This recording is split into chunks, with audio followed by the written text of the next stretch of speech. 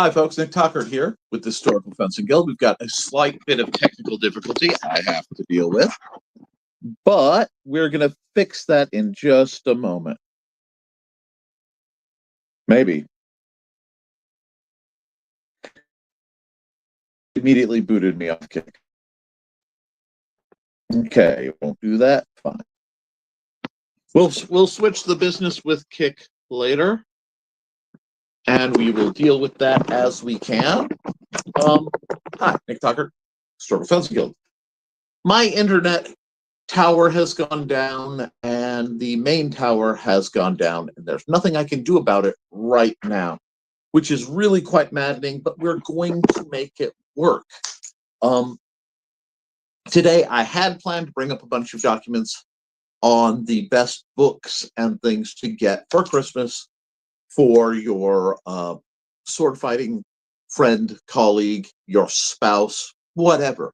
As that didn't quite work out, we're going to do something just a bit different in that I can't bring up the files because I am doing all this from my cell. And we will try to keep the stream up as long as the net allows. So pardon my rampant shenanigans at this moment. When we're looking at things to buy for your sword fighting spouse, etc., or if you know someone who's trying to get into what we do, there are several books I can recommend. Some I have immediately on hand, and some I'll just have to reference because either they are stored out of this general region or they are somehow displaced. But we're going to make it work. Of course, as the Historical Fencing Guild is brought to you by, amongst other things, the Simple Sword, the Fighting Axe, and the Simple Spear, all part of my ongoing series of Western martial arts manuals designed to help you go from having never handled the sword to teaching the art to others. And there we go. We are also made possible by the work of my wonderful Patreon members, who I am trying to get to work properly. So let's see, is that banner going to come up? Yep, there we go. Cool. I am working on a tiny screen. I couldn't do what I do without you guys, which is why I'm so dedicated to continuing to stream. Okay, thank you. So it's obvious I would promote my own books. That goes without saying. I spent a lot of time trying to build something for getting people into the arts. Other books I would recommend, let's see. Obviously, Tom Leone's translation of Gigante's The Rapier, or The Soleil, goes up by a couple titles. There has been a second, not edition, a second book, a sequel, released. However, I don't have that, so I can't confirm.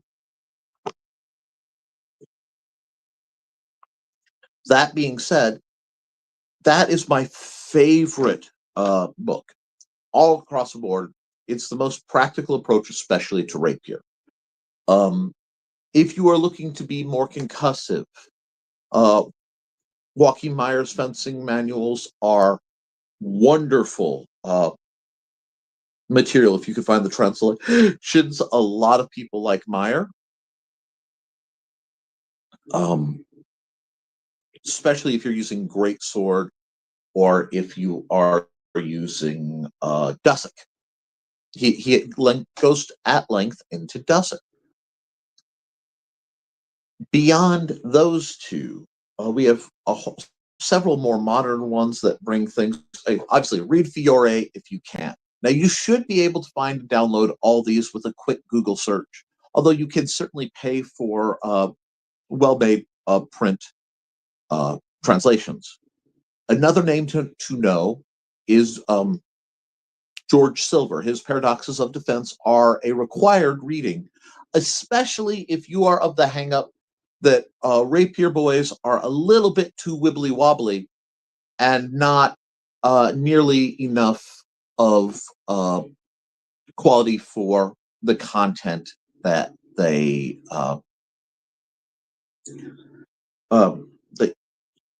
too wibbly wobbly. The weapons are a little just off. I understand if that's not your jam. It's fine. But if you like arming swords, if you like sword and buckler and sword and dagger especially, I would recommend reading George Silver. I don't agree with everything he does, and I certainly don't agree with everything he says, but it is a fine read, and I would put it on the menu. Now, if you are looking for something like, Nick, these old masters are great, I can look into them, but can I get something a bit more modern, aside from your books, that I can point people at? I can indeed make some recommendations there. Guy Windsor is basically a monolith of wonderful manuals on and treatises on defense. So you have the Swordsman's Companion and the Duelist's Companion. I've heard some people who basically swear by them with literally religious fervor. There's a lot of great information in there. I can't remember who the author of the wonderful book on Scottish Highland fencing is. But they're wonderful too. I may share some links with you guys. But I can't. Like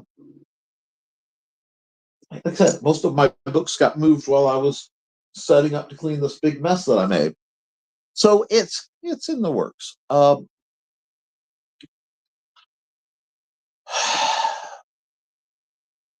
We will have to talk about Barton's Book of the Sword.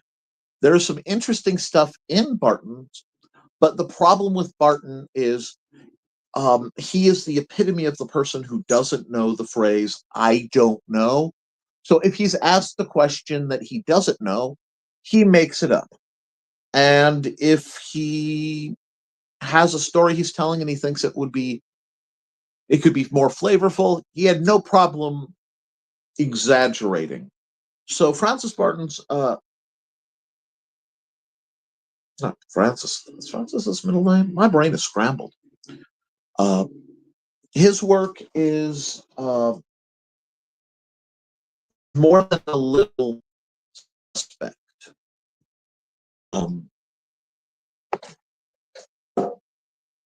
I mentioned, right? Let me think. I'm trying to think of the books I've recently been thumbnailing. I got a wonderful book on Chinese longsword.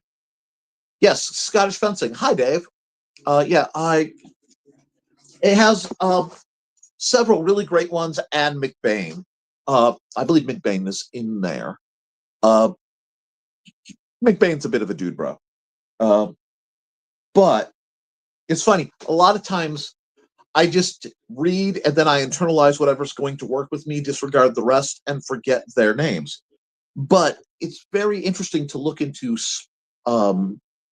Scottish and Irish stick and staff fighting, for example, because a lot of their methodology varies dramatically from when you look up staff fighting, for example, you will either get very often Japanese bow and much rarer Japanese Joe staves, which I'm rather fond of. But once you go into more traditions,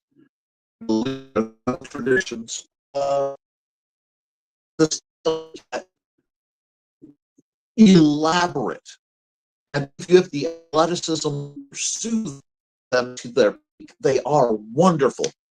But the problem with that is if you have the athleticism, and you have to remember, I am at this years I've niched down to a sort of targeted audience. where let me see, is there anything else? No. Sorry. Where I can check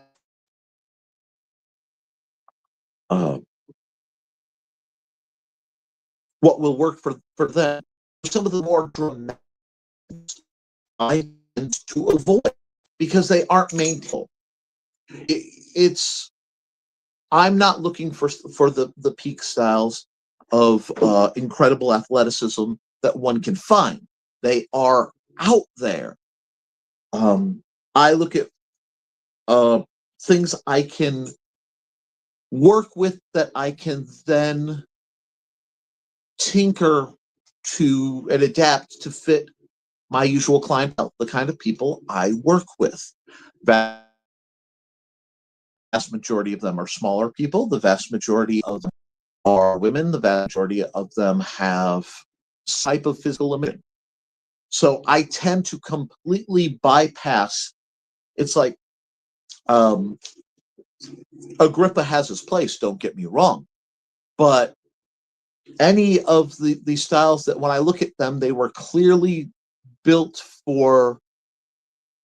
around and for people of a slender build, usually tall, usually slender, almost always men. I don't find that resonates well or adapts well with the people I. So I've read them, but I've also almost willfully neglected them because that's not where my students need me to live. Now, once in a while, I get somebody who's athletic and able to do that, and they happen to come through my sphere of influence. And I'll gladly point them to those styles because those styles work very well. And again, Guy Windsor has some wonderful modern books for it. It's like, I don't teach Chinese methodologies. Not because I can't do some of them, not that I haven't looked into many of them, but because there's so many people out there who are doing that remarkably well. There's no need for my input on that. Now, I have been a practical stress test for a lot of people, and I love doing that when I have somebody I can both respect their skill and they've been demonstrated to be safe fighters, being able to go, okay, what are you working on? You want to work on this? How do you need me to oppose? Let's test it. Let's workshop it, whatever it is you're trying to do, and then let's go. And from there, I gleaned a lot of things. Not standard, and that's okay. Not standard productions do indeed happen. However,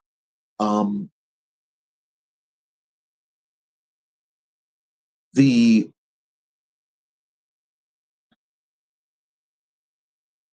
things that will always stick with me are practical, maintainable, sustainable, balanced techniques. That's why, even though I love rapiers,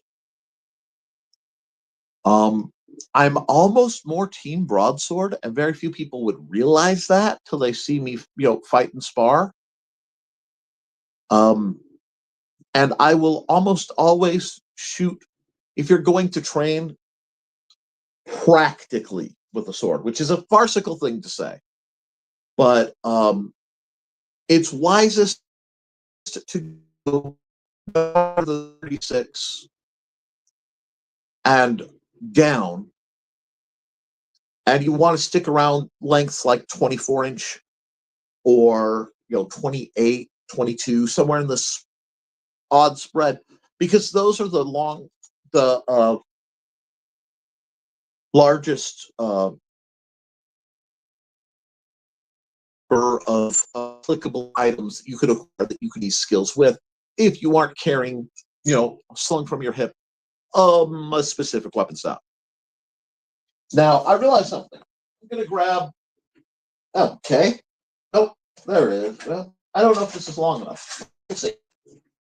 This is a PVC stick of everything.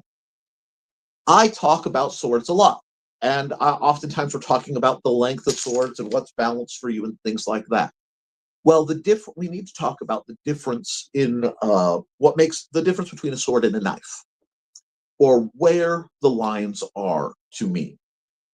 Anything beyond the shoulder, if you're out tipped here, if the blade is anywhere from the center line, which this is the right length for a rapier. Whatever that is on you, right here, that's the right length for a rapier. That's the right length for as long a sword as you want, so that you can do downward parries and not likely dig in the dirt and get caught. Okay?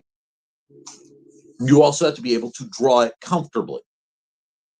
Now, something that is as long as your arm.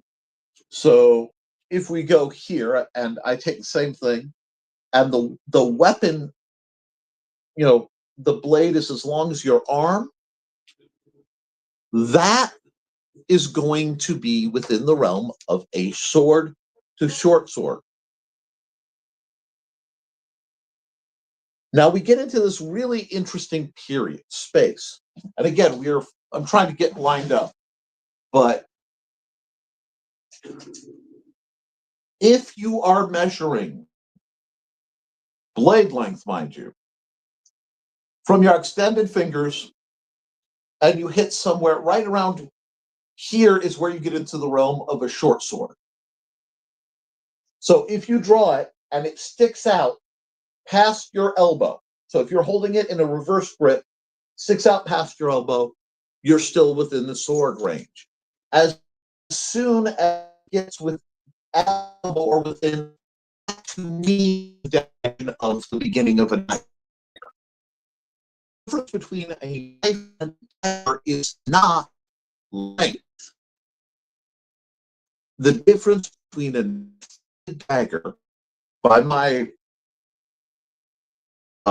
chosen understanding, has more to do with the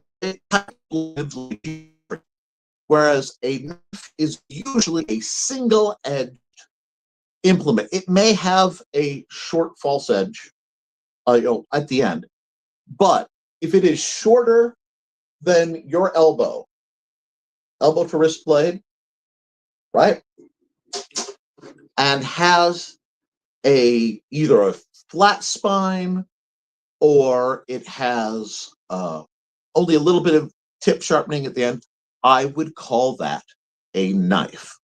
This does bother some people, but it's also true. And it is proportional to the wielder. So if I'm dealing with someone who is 6'6" and has been fighting with, this is my parry dagger. I've literally had parry dagger to me, and it's like this to me because of our difference.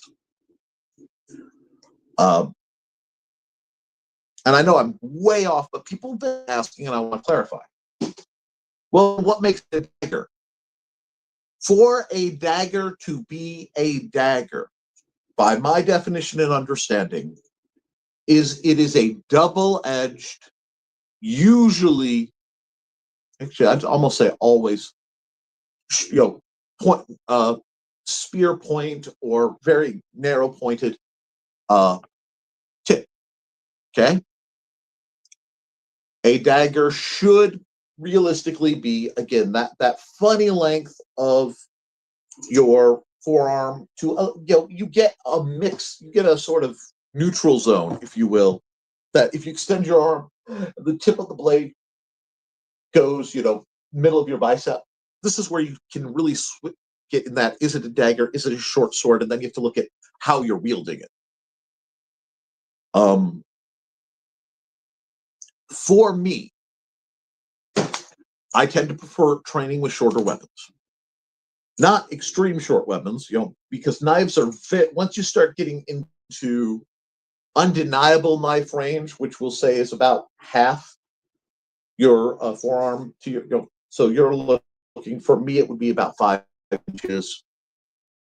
For long people with a longer area, at 8 inches, that range, but it's still a single. Oh, still here? Okay. Wait a second. My system just came online, did it? Let me look.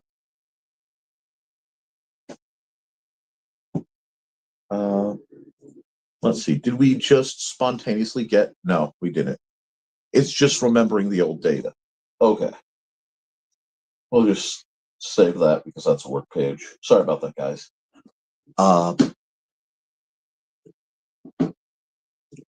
Understanding that is going to be a major necessity for us, especially when you purchase online. Okay, that's going to shut down now.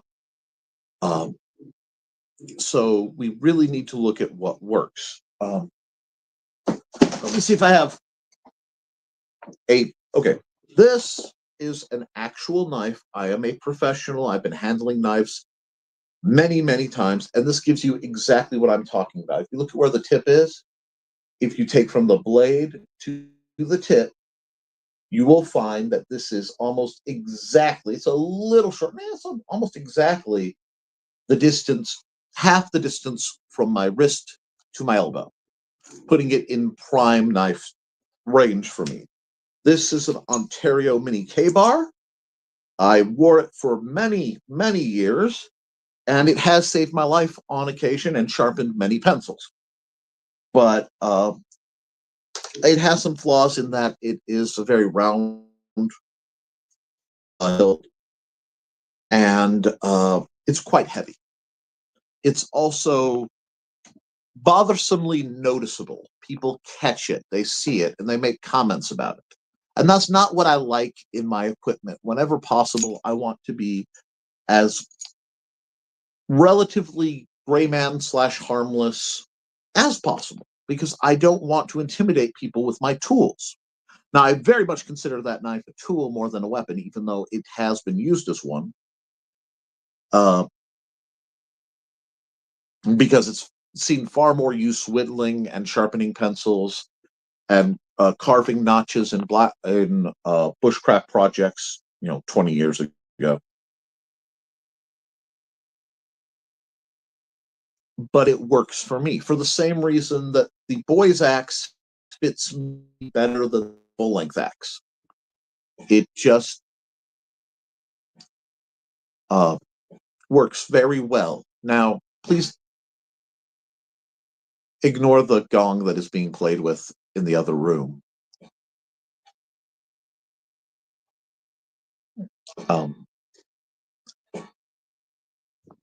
I really wish I could cut to commercial, but I can't on the stream, and that's okay.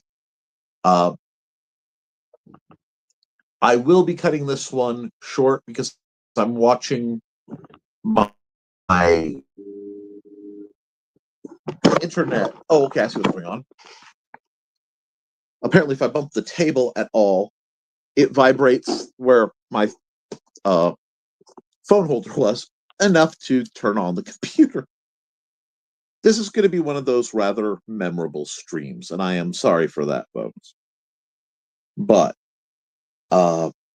there, in other guides I have, going back to the original topic, because I know I'm all over it tonight, I really, there's an SAS fighting manual that is delightful. I want to say it's Fighting and Survival Techniques from the SAS, because it's a big part of where I sourced my delineations, or a part of my delineations, in improvised weaponry. And that's really where I always base outward from. I have found in my experience that I am rarely equipped with what I need when I need it where I am. Things go wrong way too more, oh God, I got something in my eye. Way too frequently, thanks to our dear friend Murphy. So I found being able to improvise is far better a skill set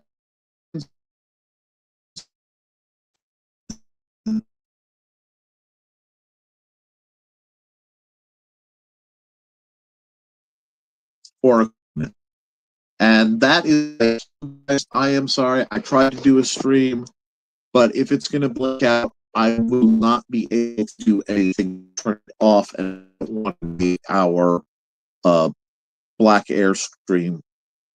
So we're going to just have to call it for now. I will do something in bonus for you guys later, as we are just having some severe technical difficulties. With that, keep your guard up to your drills. Be kind to yourself and each other. And as always, thank you for supporting your local swordmaster. We'll get through these shenanigans, and my net will come back. Till then, toodles, folks.